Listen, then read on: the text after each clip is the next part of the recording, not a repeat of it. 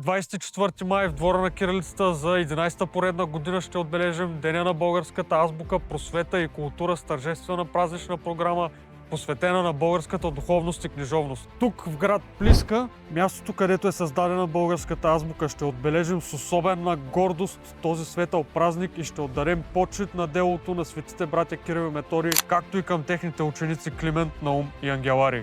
От 10 часа празничния ден ще започне с музикални изпълнения и рецитали на учениците от град Плиска. От 1 часа ще се проведе празничен молебен и церемония по награждаване на изявени културни дейци за принос към българската култура и духовност. Програмата ще продължи с гала концерт на лауреатите от Международния фестивал Славянски звън. Тазгодишното издание на фестивала е включено в Международния културен календар на ЮНЕСКО по повод 20 годишнината от Конвенцията за опазване на нематериалното културно наследство. Очакваме ви в дворът на кирилицата, мястото, където историята, духа и българската писменост оживяват.